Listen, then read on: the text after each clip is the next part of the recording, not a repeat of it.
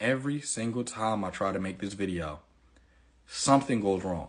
So I'm going to try and make this quick because obviously there's something that doesn't want me to get this message out. Your pastors know more than what they're telling you. The people in your church who have a higher education, they know more about the Bible than what they're telling you. And this is the reason why young people and people all over are walking away from the church. They're deconstructing and trying to reconstruct just to break down all over again. People are leaving the church because they're finding out information the church never spoke to them about. And church, we have to speak about this information. We have to start speaking about true Bible scholarship, textual criticism, literary criticism. We have to talk about this stuff. We have to talk about how the Bible was not written by Moses. Moses did not write the Tanakh. Matthew, Mark, Luke, and John did not write the Gospels. We have to talk about how Adam and Eve definitely didn't exist. We have to talk about what a polemic is. We have to talk about these things, and these are not heretical positions. Virtually everybody in scholarship holds these positions in one way or another, and they're Christians. They're Christians who go to church and they worship Jesus. This has nothing to do with somebody not being a Christian, but your pastors have not told you certain information about the Bible because they either want money out of you, or if they do care about you, they think in not sharing this information, that this information will somehow, that not telling you this information will spare you. But this has actually had the opposite effect. People are learning things like, oh, Moses didn't write the Tanakh, and they're throwing the whole Bible away. Your pastors who go to seminary and learn this information, they're not telling you that the Bible definitely was edited. The Bible definitely has been edited before for political agendas, like in the reign of King Josiah. You can quote me on this by going to Richard Elliott Price. He's a professor in Old Testament studies who deals with textual criticism of the Tanakh. I am not making this up. Richard Elliott Price, David M. Carr. Other scholars who will talk about this, it's PNs. I'm not making this up. Christians have been living in their fantasy land for years now, for years. And now the chickens are coming home to roost because now we have the internet. You can't hide this information from people anymore. And I'm not talking about just reading the book of Enoch.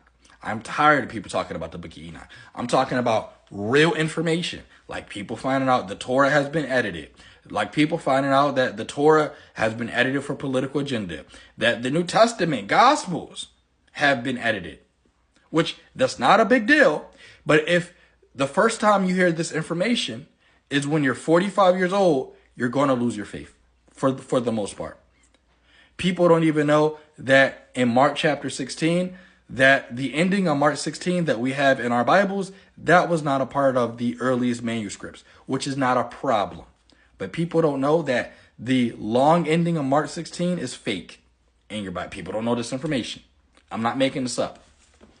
And because churches do not equip their Christians or their congregates with this information, they go out into the world and they crash out.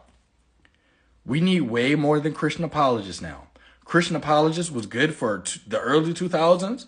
And when churches try to bring in church-friendly scholars, and God bless his soul, Dr. Michael Heiser was an amazing scholar, but a church-friendly scholar is not what we need. We don't need somebody to come into the church and tell us things we need to hear just a little bit. We need somebody who is going to tell the unadulterated truth. This is this is that. You're wrong. And you have been wrong about this for years, church. Church, you thought this was the case? No, you are wrong. It doesn't matter what your traditions say. It doesn't matter what the church fathers said. This is what the evidence shows, and you're wrong. And people are finding out this information, and they're finding out the evidence, and they're walking away from the church. And I'm telling you right now, pastors and people listening, by not telling your church's information, they will never, ever, ever trust you again. My battery's about to die, and I wish I had more time to talk about this stuff. But your pastors are lying to you. Your people in your churches who have really high educations, they know about this information. Like I said, I think Dr. Michael Heiser knew a whole lot more than what he talked about. Tim Mackey, the guy who runs the Bible Project, I'm telling you guys right now, Tim Mackey knows a whole lot more than what he's willing to say, because I'm telling you, these people are afraid that people are going to lose, are going to leave their ministries, and they might, but who cares? People need to know the truth. People need to know the truth. The Bible is not perfect. The Bible definitely does have contradictions. Adam and Eve did not exist. Matthew, Mark, Luke, and John did not write the Gospels. The Bible was used for political agendas. Even in the Gospels of Jesus, Jesus was figurined as a political figure in some cases. This is not a problem, right? But it's only a problem when people hear this for the first time. So church, get your stuff together. Pastors, get your stuff together. Because in about 10 to 20 years, you might not have a congregation to speak to. Church attendance is down 75%. Oh, and I just got a 10% warning on my phone. Every time I do this video, something wrong happens. So I got to go. I'm going to try and post this as fast as I can before my phone shuts off. Something is keeping me from sharing this. Follow me. If you want to know more about your Bible, if you want to know the truth, hit that follow button. Share this video around. Your pastors and your higher education people in your church, they've known this information. They don't want to tell you this information. And this is why people are losing their faith. But people have to know. We say we love the truth. This is the truth. And it's not pretty. This is the truth. And I'm a Christian saying this. And anybody who says I'm a Christian, shame on you. I'm a Christian. I became a Christian October 30th, 2011, 10 o'clock at night. I remember where I was at when I got saved. But this is the truth.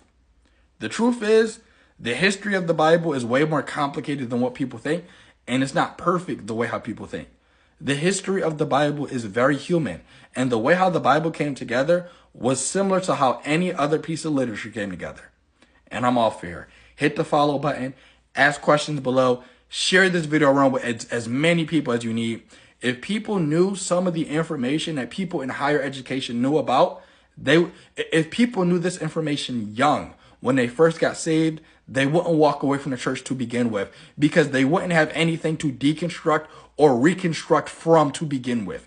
You have to start telling people this information young, while they're fresh, while they're Christians from the jump, so they can make the decision. They have to be able to make a choice. They have to. And by not telling people this information, you're not giving people the opportunity to choose.